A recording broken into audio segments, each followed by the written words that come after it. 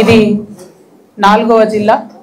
మొత్తం 33 తెలంగాణ జిల్లాల్లో కూడా పర్యటన చేస్తూ ప్రజల వద్దకు వెళ్తూ వారికి ఉండేటటువంటి సమస్యల్ని తెలుసుకుంటూ ఆ సమస్యల్ని మీడియా మిత్రుల సహాయం ద్వారా ప్రభుత్వాల యొక్క దృష్టిని ఆకర్షించి వాటిని పరిష్కరించాలనేటటువంటి ఒక ఉద్దేశంతో జాగృతి జనంబాట కార్యక్రమాన్ని చేపట్టడం జరిగింది.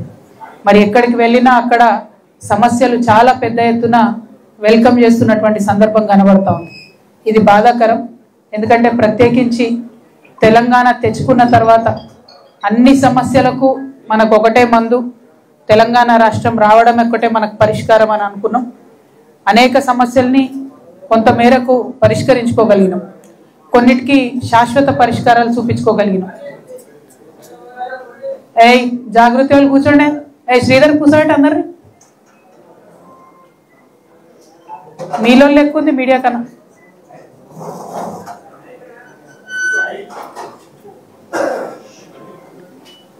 సాయి కూర్చో, మాట్లాడ.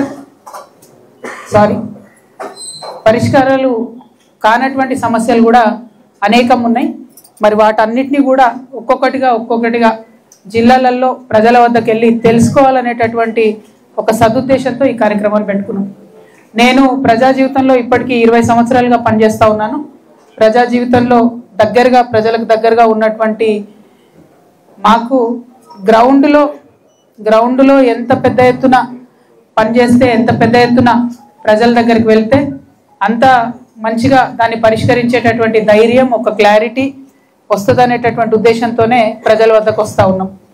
మరి ఇందులో భాగంగా నిన్న ఆదిలాబాద్లో ఎంటర్ అవడమే కాటన్ మార్కెట్కి పోయినాం. నిజంగా పత్తి రైతు బాధ చూస్తే మాత్రం చాలా చాలా బాధాకరం అనిపించింది. ఆదిలాబాద్ జిల్లాలో ఉన్న అందరు ప్రజాప్రతినిధులకు తెలుసు ఈ సీజన్లో పత్తి వస్తుంది, పత్తి కొనుగోలుకి ఇబ్బంది అవుతుందని తెలుసు. ఒక పక్క మొంతా తుఫాన్ వచ్చిందని తెలుసు. ఆ తుఫాన్ వస్తే తేమ శాతం పెరుగుతుందని కూడా తెలుసు. కానీ ఇక్కడ ఉన్నటువంటి బీజేపీ ఎమ్మెల్యే గారు కావచ్చు, ఇక్కడ ఉన్నటువంటి బీజేపీ ఎంపీ గారు కావచ్చు, మరి ఇక్కడ ఉన్నటువంటి ఏ నాయకులైనా కాంగ్రెస్ కానీ బీఆర్ఎస్ కానీ ఎవ్వరు కూడా కనీసం ముందస్తు జాగ్రత్త అన్న తీసుకోలేదు, ముందస్తు ఆలోచన అన్న చేయలేదు.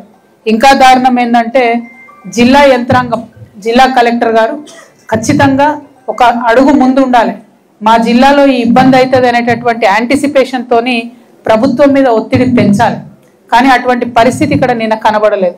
మేము గత వారం కింద మహబూబ్ నగర్ పోయినప్పుడు కూడా చెప్పడం జరిగింది, బాగా వాన పడుతున్నది, తేమ శాతం పెంచి తీసుకోవాలి, రైతులు ఇబ్బంది పడే పరిస్థితి ఉందని చెప్తే కూడా ప్రభుత్వం 1 వీక్లో మొత్తం పోయిన వారం అంతా కూడా జూబ్లీహిల్స్ ప్రచారం మీద ఉన్న శ్రద్ధ పత్తి రైతుల జీవితాల మీద లేకపోవడం అన్నది దారుణం.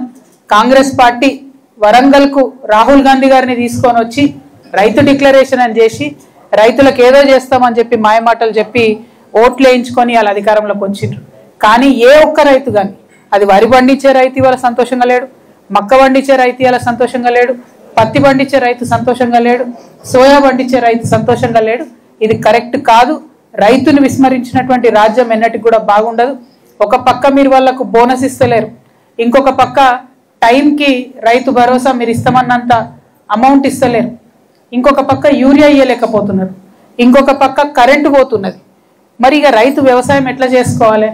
పోనీ చేసుకొని ఏదో ఒకటి చేసి కష్టపడి మార్కెట్కి తీసుకొస్తే దారుణమైనటువంటి పరిస్థితి ఉంది. నిన్న అక్కడికి పోతే రైతులు ఒకటే చెప్తున్నారు, మా ట్రాక్టర్ ఇట్లా లోపలికి రాగానే మాయిశ్చర్ కంటెంట్ తీసుకుంటున్నారు, డెఫినెట్గా అది ఎక్కువ వస్తుంది, మేము ఆరబెట్టుకున్న తర్వాత తీసుకోవాలి. ఈ కనీస చిన్నవి కూడా పాటిస్తలేరంటే నిన్న మీ అందరి సమక్షంలోనే నేను కలెక్టర్ గారికి మాట్లాడడం జరిగింది. వారు దానికి ఒప్పుకున్నారు. లేదు కొంచెం అవకాశం ఇస్తామని చెప్పిండ్రు. అంటే ఎక్కడికక్కడ ప్రతిపక్షం నుంచి వాయిస్ రేజ్ చేస్తే చిన్న సమస్యలైనా తీరితే అది రైతులకు లాభం అవుతుంది, ప్రజలకు లాభం అవుతుంది అనే ఉద్దేశంతో